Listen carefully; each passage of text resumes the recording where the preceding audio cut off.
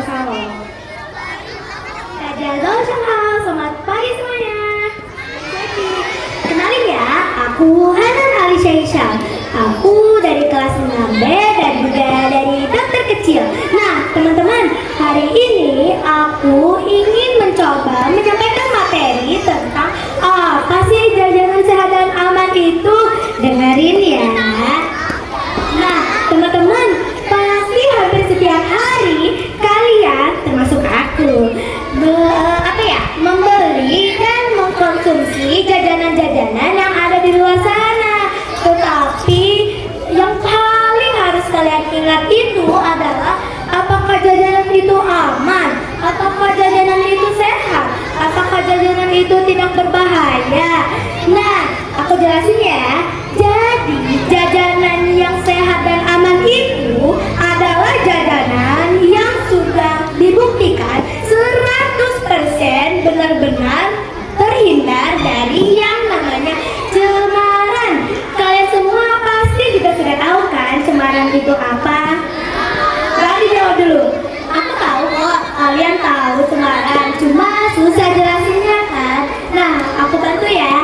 Jadi cemaran itu adalah sesuatu yang seharusnya tidak ada di dalam makanan, tetapi tanpa kita ketahui dan tanpa kita sadari, cemaran itu masuk dan dapat membahayakan tubuh kita.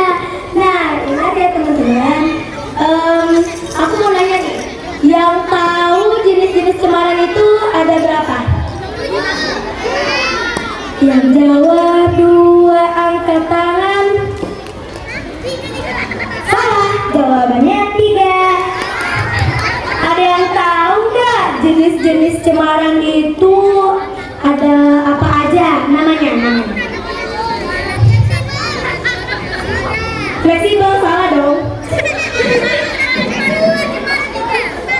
Nah, jadi ada 3 jenis. Yang pertama cemaran biologis, yang kedua cemaran kimia, yang ketiga cemaran fisik. Aku jelasin satu-satu ya. Nah, aku mau nanya lagi nih, sekali aja lagi. Nggak tahu sih berapa kali lagi. Nah, cemaran biologis itu ada apa aja? Skibidi-dab-dab beda lagi. Nah, jadi cemaran biologis itu ada kuman, ada bakteri, ada protozoa, dan cacing. Nah, biasanya cemaran itu muncul karena makanannya yang kotor, atau enggak mungkin masalahnya ada di tempatnya. Mungkin aja tempatnya udah rusak dan kotor. Lanjut ke cemaran kimia. Ada yang tahu nggak nih cemaran kimia apa aja? Apa?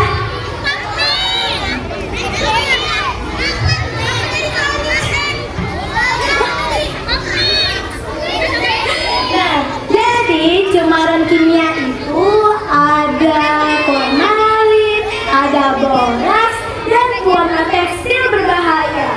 Ini salah satu cemaran yang paling berbahaya banget tahu teman-teman. Karena zat-zat yang aku sebutin tadi sering banget disalahgunain. Biasanya, iya dong, masa enggak? Nah, jadi biasanya zat-zat ini dicampurkan ke makanan agar makanannya terlihat menjadi lebih menarik dan awet. Lanjut ke cemaran fisik. Gak mungkin kan kalian gak tahu apa itu cemaran fisik? Apa aja ayo cemaran fisik?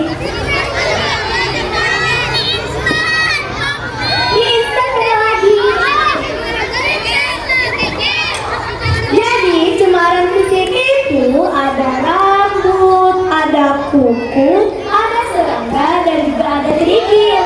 Sebenarnya kalau dikonsumsi sedikit aja, apalagi kalau kalian gak tahu kalau ada cemaran itu, sebenarnya nggak apa-apa sih. Cuma kalau kalian tahu, ya jangan dimakan, nanti sakit. Oke, balik lagi ya ke cemaran kimia, karena cemaran kimia ini cukup berbahaya. Biasanya selalu ada di dalam jajanan-jajanan luar.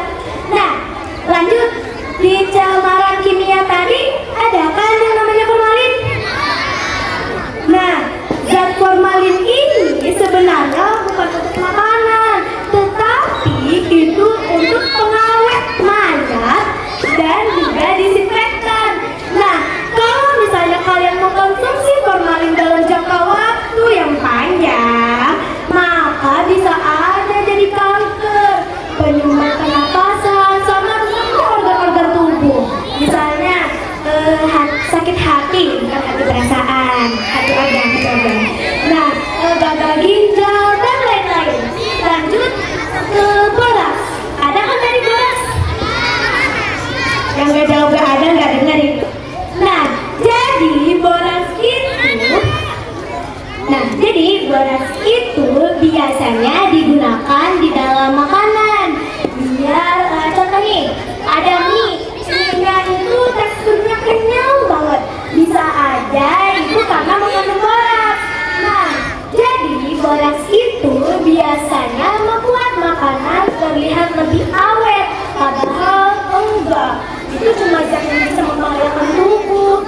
Nah, jadi contoh-contoh borax itu ada mie yang terlalu kenyal, ikan yang tidak dihinggapi lalat. Biasanya kalau ikan segar itu langsung dihinggapi lalat kan? Tapi kalau mengandung borax, ya enggak. Nah, lanjut. Terus juga contohnya, kayaknya itu aja sih yang bisa disebutin. Nah, lanjut ke pewarna tekstil berbahaya. Ada yang tahu nggak nih jenis pewarna tekstil berbahaya itu ada berapa?